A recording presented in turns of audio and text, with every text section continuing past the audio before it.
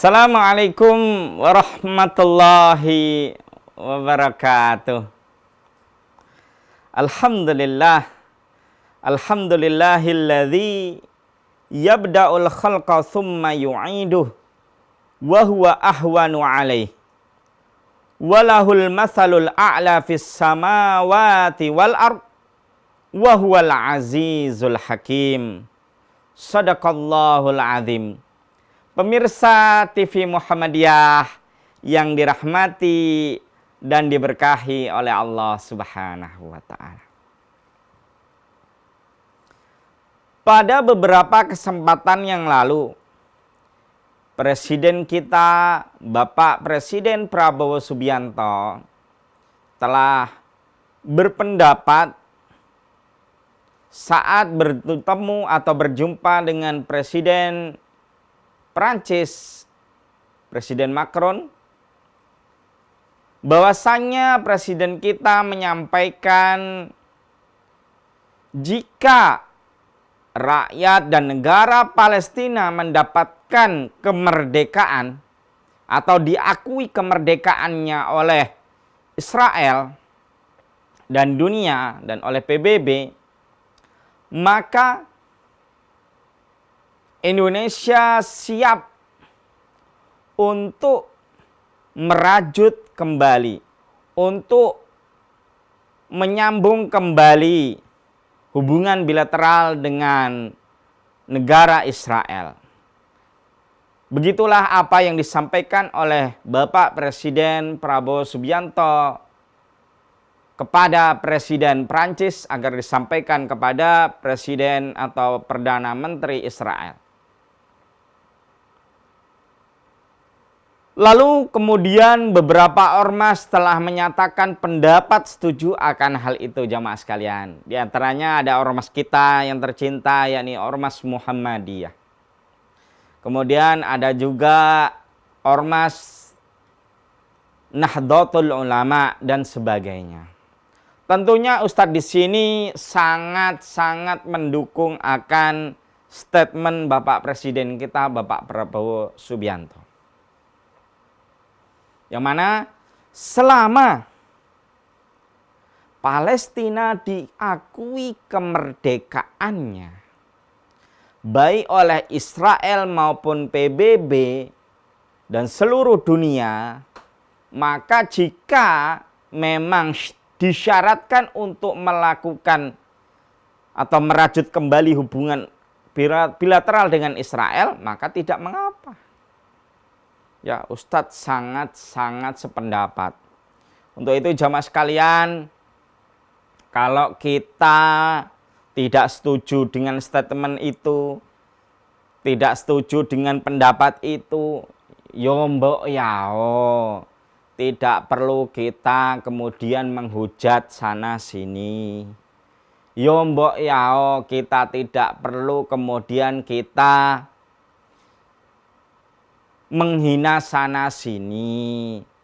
Cukuplah kita anggap apa yang telah diputuskan oleh pemerintah Indonesia itu, jamaah sekalian, sebagai sebuah ijtihad. Yang mana tentunya jamaah sekalian mengetahui kalau ijtihad itu benar mendapatkan 2 pahala. Jika ijtihad itu salah, maka mendapat 1 pahala. Itu. Jadi jamaah sekalian, kita anggaplah bahwasannya Presiden Prabowo Subianto sedang berijtihad. Semoga ijtihadnya benar dan semoga bisa diterima oleh Israel, PBB dan dunia. Agar ya cita-cita masyarakat Palestina, negara Palestina, warga Palestina mendapatkan sebuah kemerdekaan menjadi nyata. Ya, jangan sampai dari dulu terus perang sampai sekarang nggak ada hasil. Nonsen. Tapi Setidak-tidaknya kita harus menggunakan strategi yang baru, yang jitu. Di antaranya adalah apa yang telah diizinkan oleh Presiden kita, Presiden Prabowo Subianto.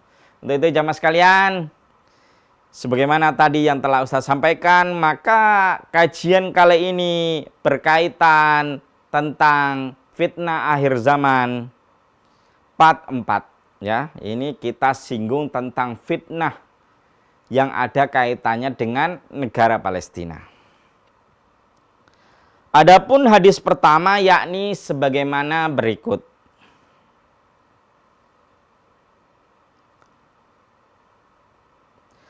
Anna Aisyah, ini jamaah sekalian nggak perlu Ustadz bacakan semua sanadnya ya. Kalau Ustadz bacakan sanadnya nanti panjangnya kayak kereta jamaah sekalian ya. Ya istilahnya saking panjangnya bisa kayak kereta nanti bisa habis waktunya. Makanya Ustadz baca intinya ya. Anna Aisyata ahbarathu qalat dakhala alayya Rasulullah sallallahu alaihi wasallam wa ana abki faqala li ma yubkiki, ya, ma yubkiki. Nah, kenapa kok menggunakan ki? Karena ini domirnya adalah kamu perempuan, maka menggunakan ki. Kalau kamu laki-laki menggunakan ka, ya. Ya, kalau enggak domir laki-laki dan domir perempuan berarti kaki. Seperti itu jemaah sekalian ya, ini hanya sebatas candaan. Qultu ya Rasulullah zakartu dajjala fabakaitu faqala Rasulullah sallallahu alaihi wasallam iyyarujud dajjalu wa ana hayyun kafaitukumuhu wa iyyarujud dajjalu ba'di fa inna rabbakum azza wa jalla laisa bi'a'war wa innahu yakhruju fi yahudiyah asbahan hatta ya'tiyal madinata fayangzilu nahiyataha walaha yawma idin sab'atu abwabin ala kulli naqabin minha malakani fayakhruju ilaihi syirarun ahliha hatta Syam madinatin bi Falastin bibabi Luddin wa qala Abu Dawud marratan hatta ya'tiya Falastin baba Luddin fayangzilu Isa alaihi salam fayaqtulahu thumma yamkusa Isa alaihi salam fil ardi arba'ina sanah imaman adlan wa hakaman muqsiton. Masya Allah panjang ini jamaah sekalian. Ini enggak Ustadz baca sanadnya ini. Ini kalau Ustadz baca sanadnya ini bisa 5 menit jamaah sekalian ya. Nah sekarang artinya.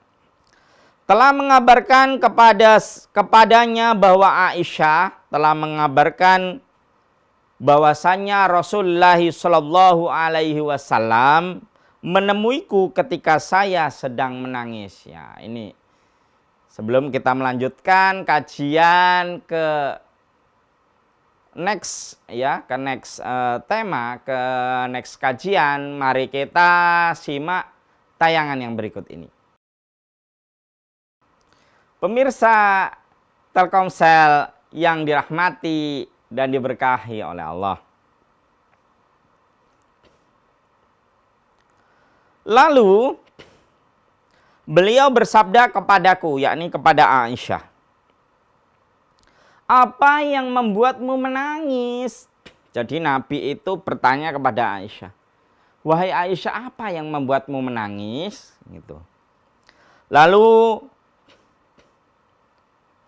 Aisyah berkata, Aisyah menjawab, wahai Rasulullah, saya teringat dengan Dajjal hingga saya menangis. Nah, jadi ternyata jemaah sekalian, Aisyah itu suatu ketika menangisnya karena teringat Dajjal. Lalu Rasulullah SAW bersabda, jika Dajjal telah keluar dan saya masih hidup, maka saya akan membela dan menjaga kalian. Jadi jamaah sekalian, kata Nabi Muhammad SAW untuk menenangkan hati Aisyah yang saat itu sedang menangis, wahai Aisyah, wahai istriku, jika Dajjal keluar sedangkan saya masih hidup, maka saya akan membelamu, maka saya akan menjagamu, kata Nabi Muhammad Sallallahu Alaihi Wasallam. Lalu, namun ternyata Dajjal keluar sesudahku. Nah ini jamaah sekalian. Namun ternyata kata Nabi Muhammad SAW, Dajjal itu keluarnya itu setelah sepeninggal Nabi Muhammad SAW. Setelah meninggalnya Nabi Muhammad SAW.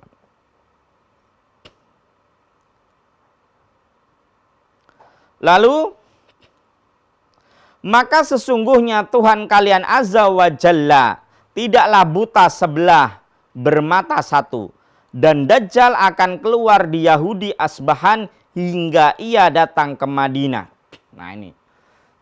Jadi kalau seandainya saya meninggal, wahai Aisyah, ketahuilah Tuhan kita Allah itu tidak buta. Ya, tidak seperti Dajjal yang buta bermata satu. Kemudian, dan Dajjal akan keluar di Yahudi Asbahan hingga ia datang ke Madinah dan turun di tepinya yang mana Madinah pada waktu itu memiliki 7 pintu. Dan jadi kata Nabi Muhammad SAW, Dajjal itu akan keluar di Yahudi Asbahan. Ya, Asbahan ini kalau dilihat dari peta itu seperti di wilayah negara Iran, ya, wilayah negara Iran, ya, wilayah negara Iran. Kemudian hingga ia datang ke Madinah dan turun di tepinya yang mana Madinah pada waktu itu memiliki 7 pintu. Jadi setelah Dajjal keluar jamaah sekalian, lalu Dajjal ke Madinah, ya, dia lalu turun di tepi yang mana Madinah waktu itu memiliki 7 pintu. Jadi Madinah, kota Madinah itu memiliki 7 pintu. Pada setiap pintu terdapat malaikat yang menjaga, lalu akan keluar menuju kepada Dajjal sejelek-jeleknya penduduk Madinah darinya hingga ke Syam, tepat di kota Palestina di pintu Lut.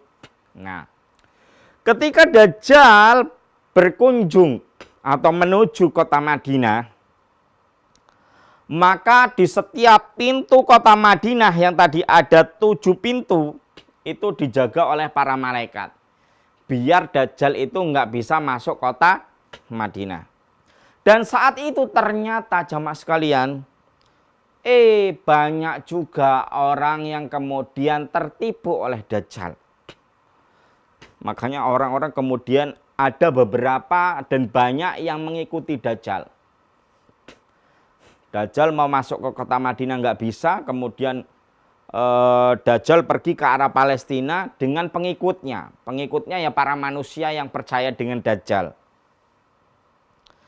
Sampai di kota Palestina di pintu Lut. Nah ini jamaah sekalian ya. Jadi Dajjal setelah ke Madinah karena mau masuk Madinah nggak bisa. Dajjal kemudian ke Palestina, ya, ke pintu Lut namanya, pintu Lut. Sesekali Abu Daud berkata hingga Dajjal datang atau tiba di Palestina di pintu Lut. Lalu Isa alaihissalam turun dan membunuhnya. Kemudian Isa alaihissalam tinggal di bumi selama 40 tahun dan menjadi imam yang adil dan hakim yang adil. Jamaah sekalian. Jadi setelah Dajjal nyampe di pintu Lut, maka Allah Subhanahu wa taala memerintahkan Nabi Isa alaihissalam untuk turun ke muka bumi. Lalu diutuslah Isa alaihissalam untuk membunuh Dajjal, untuk membantai Dajjal. Setelah terbunuhnya Dajjal, maka kemudian Nabi Isa alaihissalam tinggal di muka bumi selama 40 tahun jamaah sekalian. Selama 40 tahun. Dan menjadi imam yang adil dan hakim yang adil. Lalu kemudian Nabi Isa alaihissalam menjadi imam yang adil. Pemimpin yang adil dan hakim yang adil. Hadis ini adalah hadis yang berkualitas hasan sahih yang diriwayatkan oleh Ahmad bin Hambal dalam Musnad Al-Imam Ahmad ibnu Hambalnya nomor hadis 23.327. Pemirsa TV Muhammadiyah yang dirahmati dan diberkahi oleh Allah Subhanahu wa taala. Jadinya Ustadz ini sebenarnya mau cerita ya. Ceritanya tentang Dajjal. Jadi tadi udah Ustadz ceritakan ya sebagian besar ya secara singkat ya jemaah sekalian. Jadi Aisyah itu sedang menangis. Lalu kemudian dihibur oleh Nabi. Lalu sambil ditanya, "Wahai Aisyah, kenapa engkau kok menangis?" Kata Aisyah, "Wahai Nabi, saya ingat tentang Dajjal. Wahai Nabi, saya ingat tentang kisah Dajjal. Yang mana Dajjal itu keluar ya di penduduk Yahudi Asbahan di wilayah negara Iran. Lalu kemudian setelah keluar, lalu dia menuju kota Madinah. Setelah menuju kota Madinah karena nggak bisa masuk ke Madinah, ya jemaah sekalian tahu sendiri ya, 7 pintu kota Madinah itu dijaga oleh malaikat jemaah sekalian ya. Ya kalau yang jaga kayak, mohon maaf ya, kalau yang jaga kayak tentara-tentara manusia ya tentunya tembus jemaah sekalian ya. Dajjal itu sanggup melumpuhkan seluruh manusia dalam sekejap jemaah sekalian. Makanya yang jaga haruslah malaikat Allah Subhanahu wa ta'ala. Jadi 7 pintu dijaga malaikat. Makanya Dajjal itu nggak berani. Ya karena malaikat itu adalah tentaranya Allah Subhanahu wa ta'ala. Karena nggak bisa masuk, akhirnya Dajjal pergi menuju Palestina.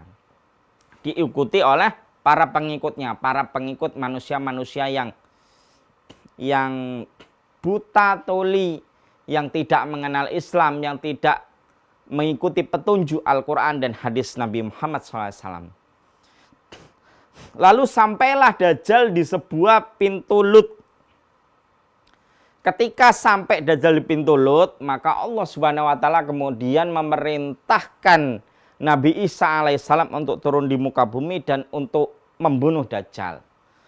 Setelah terbunuhnya Dajjal, maka kemudian Nabi Isa alaihissalam menjadi pemimpin, menjadi imam bagi seluruh umat manusia selama kurang lebih 40 tahun jamaah sekalian ya. Selama kurang lebih 40 tahun. Nabi Isa alaihissalam kemudian menjadi imam yang adil dan hakim yang adil. Nah ini jamaah sekalian mengenai kisah Dajjal yang diceritakan oleh baginda Rasulullah SAW melalui Aisyah istrinya Nabi Muhammad SAW. Hadis ini adalah hadis yang berkualitas hasan sahih yang terdapat di dalam kitab Musnad Al-Imam Ahmad ibnu Hambal nomor hadis 23.327. Pemirsa TV Muhammadiyah yang dirahmati dan diberkahi oleh Allah Subhanahu wa ta'ala.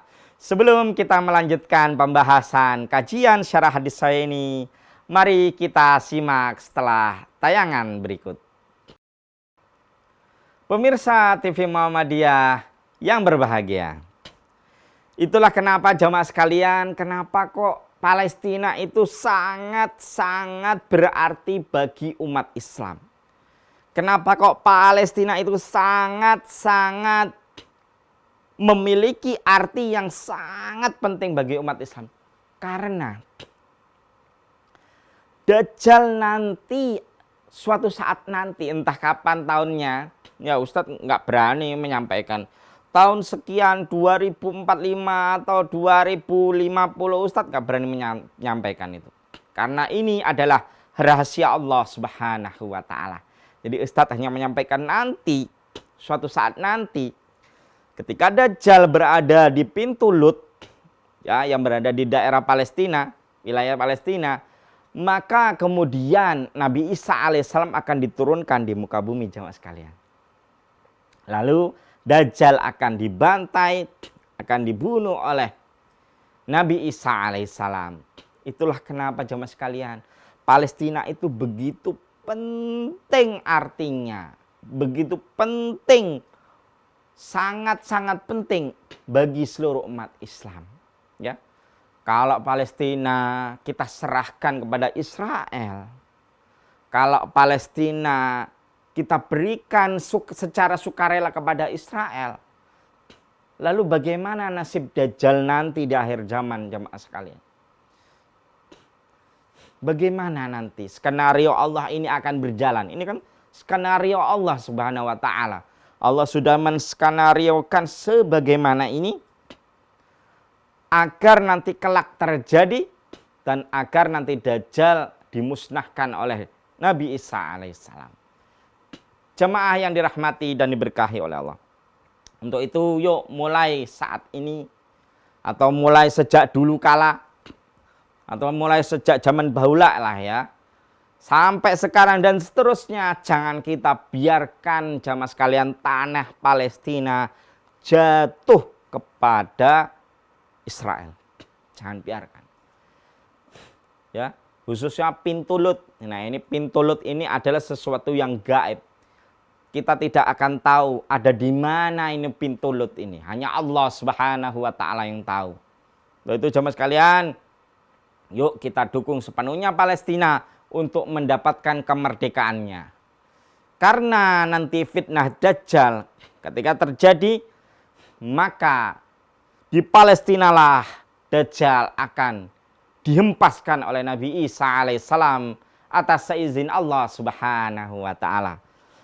Ketika Dajjal fitnahnya itu tidak dihentikan, maka berakhirlah alam semesta.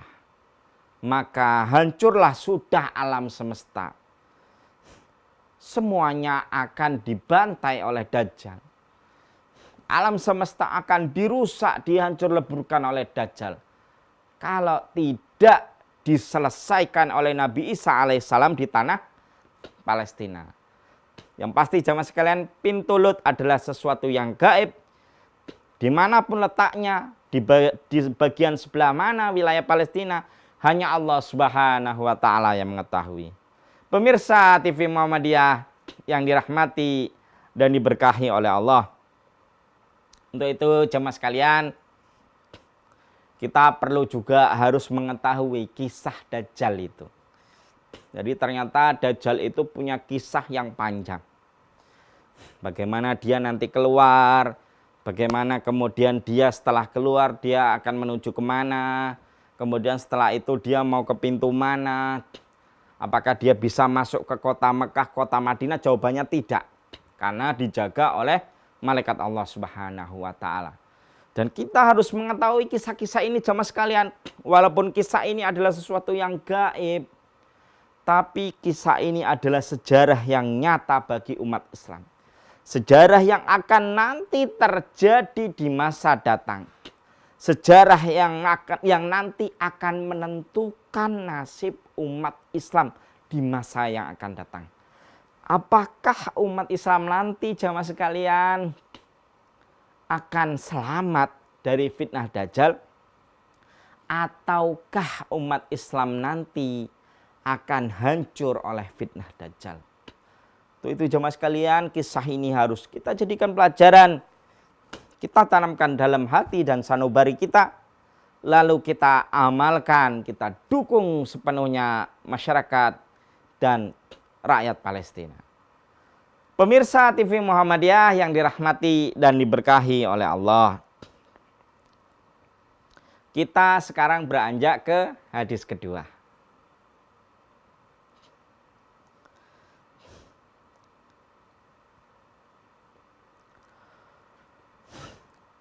An Sa'id bin Jubair qala kharaja alaina Abdullah bin Umar wa nahnu narju ayyuhaddisana hadisan au hadisan hasanan fabadarna rajulun minna yuqalu lahul hakam faqala ya aba Abdurrahman ma taqulu fil qitali fil fitnati qala sakilatka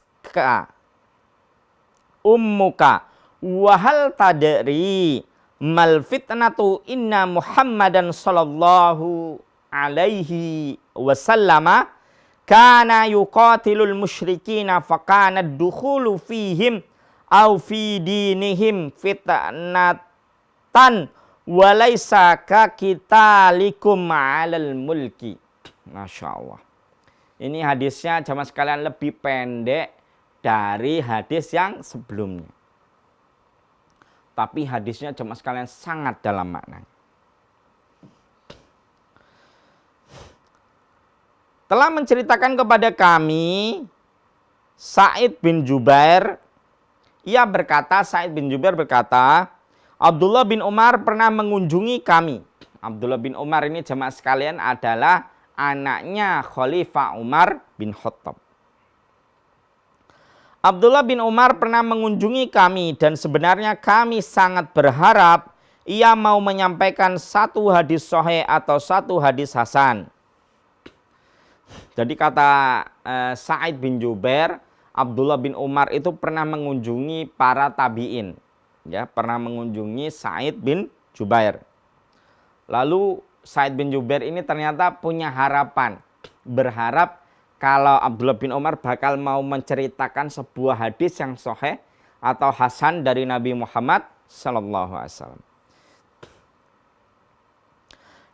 Namun tiba-tiba ada seseorang yang bernama Al-Hakam mendahului kami menghampirinya dan bertanya, "Wahai Abu Abdurrahman, bagaimana pendapatmu mengenai peperangan yang membawa fitnah?" Ya, jadi tiba-tiba ada seseorang yang bernama Al-Hakam mendahului kami menghampirinya dan bertanya. Al-Hakam ini tiba-tiba langsung mendahului Sa'id bin Jubair lalu menghampiri sahabat Abdullah bin Umar lalu bertanya. Wahai Abu Abdurrahman, ini panggilannya sahabat Abdullah bin Umar. Bagaimana pendapatmu mengenai peperangan yang membawa fitnah? Bagaimana wahai Abdullah bin Umar menurut kamu, menurut pendapatmu tentang fitnah? Lalu ia menjawab, kata sahabat Abdullah bin Umar, dia menjawab, celakalah kamu, celaka kamu. Tahukah kamu apa hakikat fitnah atau cobaan itu sebenarnya? Jadi malah Abdullah bin Umar, sahabat Abdullah bin Umar bertanya balik. Kamu tahu nggak kalau fitnah itu apa? Gitu. Kemudian kata sahabat Abdullah bin Umar, Nabi Muhammad pernah memerangi kaum musyrikin. Maka yang dimaksud fitnah adalah memasuki komunitas mereka atau ke agama mereka. Itulah yang namanya fitnah. Fitnah bukanlah seperti peperangan kalian untuk menumpas kekuasaan. Pemirsa TV Muhammadiyah yang dirahmati dan diberkahi oleh Allah.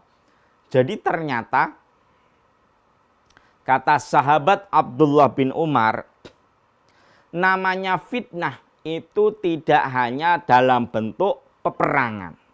Tidak hanya dalam bentuk peperangan. Tapi fitnah itu juga bisa dalam bentuk seseorang yang memasuki sebuah komunitas atau seseorang yang masuk kepada sebuah agama. Jadi ketika seseorang sudah mengikuti Dajjal tadi, maka dia sudah termasuk bagian dari fitnah Dajjal. Jadi bukan fitnah itu adalah memerangi Dajjal.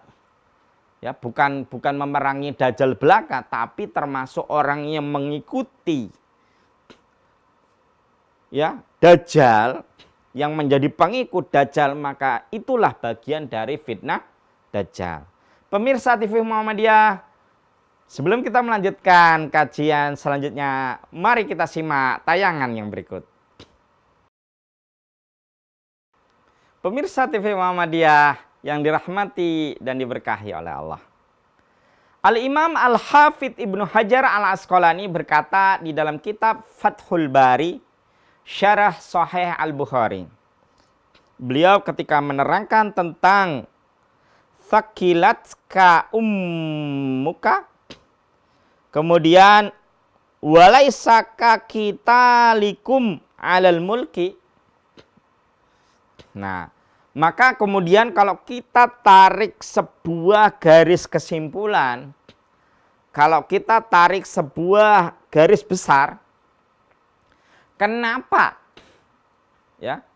Kenapa fitnah itu terkadang kala tidak bermakna peperangan?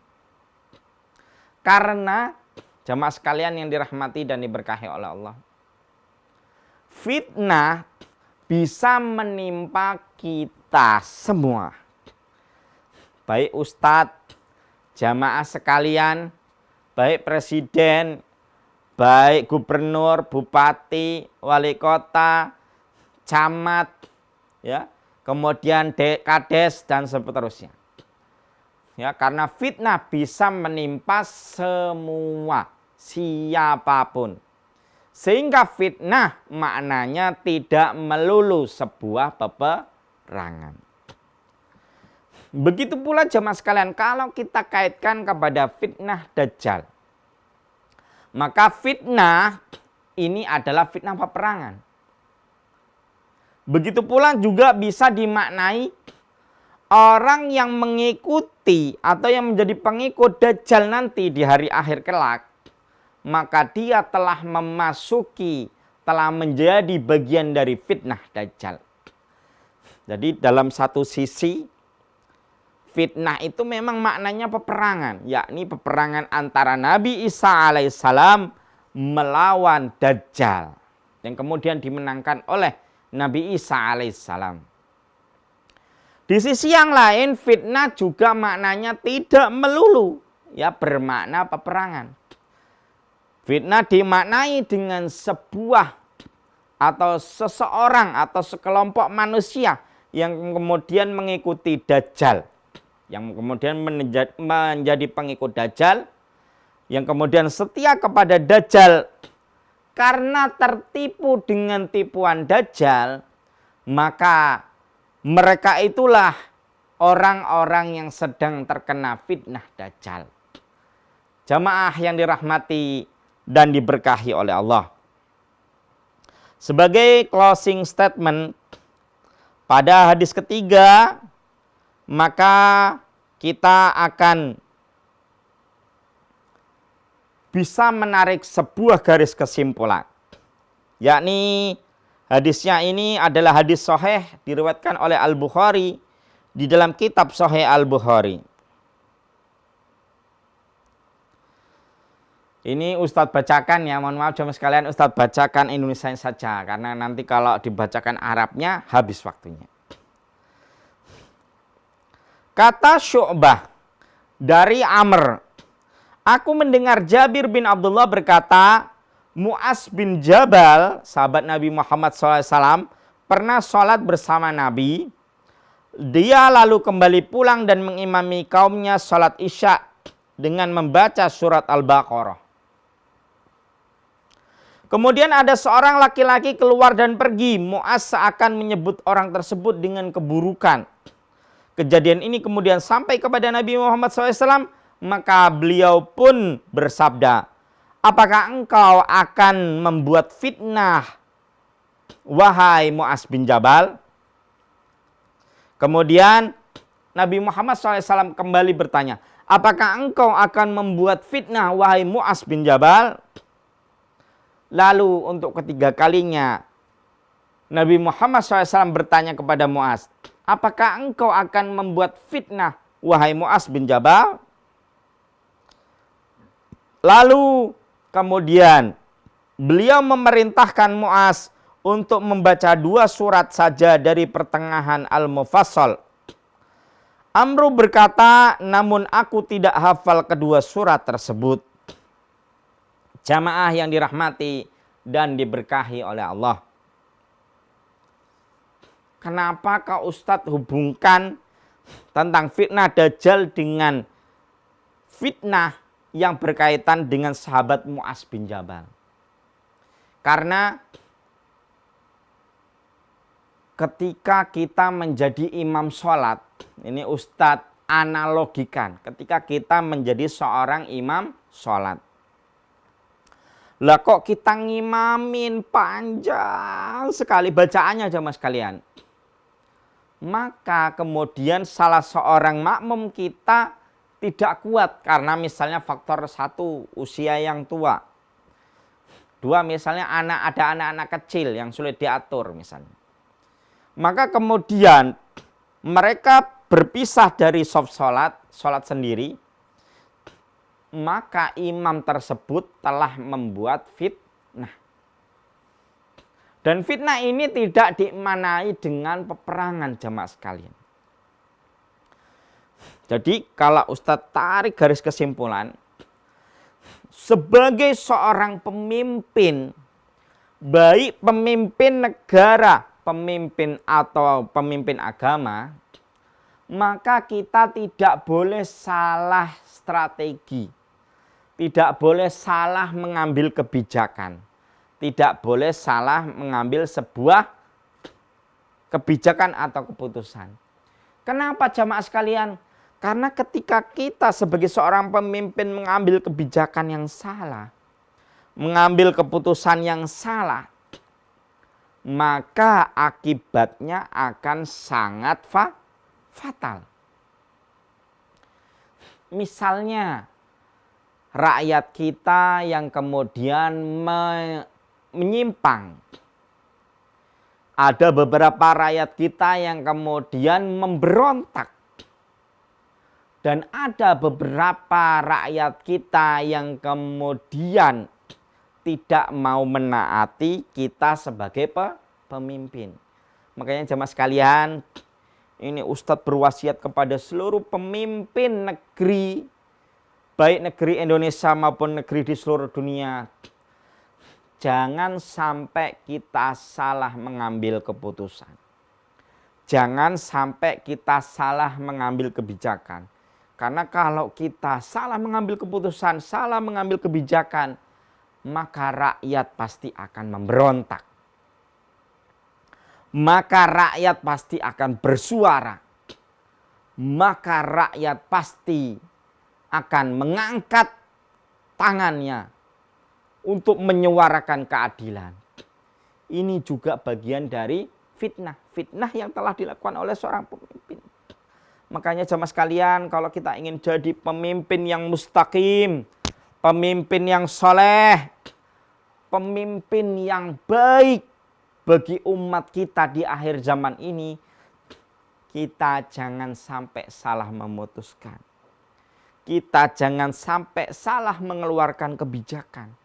Kita jangan sampai membuat kebijakan yang menyengsarakan rakyat.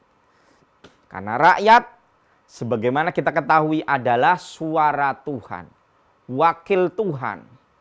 Rakyat yang akan senantiasa mengontrol kebijakan pemimpin-pemimpin umat Islam. Rakyat yang akan senantiasa menilai, yang akan senantiasa meng-cross-check pemimpin-pemimpinnya. Jika ingin menjadi pemimpin yang adil, pemimpin yang bijak, maka lakukanlah yang terbaik untuk rakyat jamaah sekalian. Maka berikanlah yang terbaik untuk rakyat. Dan jangan mengambil sebuah keputusan, kebijakan yang tidak pro rakyat. Nah ini jadi kesimpulan kajian pada hari ini, jamaah yang dirahmati dan diberkahi oleh Allah. 1, kita harus mengetahui kisah Dajjal. Dari keluarnya sampai terbunuhnya. 2, kita sebagai seorang pemimpin jangan sampai menjadi awal mula fitnah.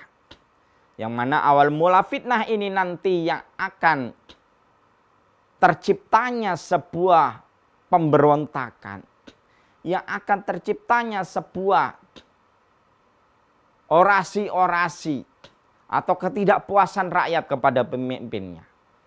Ya, kita contohlah Nabi Isa alaihissalam setelah membunuh Dajjal, maka Nabi Isa alaihissalam akan menjadi pemimpin umat Islam, pemimpin dunia selama kurang lebih 40 tahun sebagai pemimpin yang adil, sebagai pemimpin yang bijak bagi seluruh umat Islam.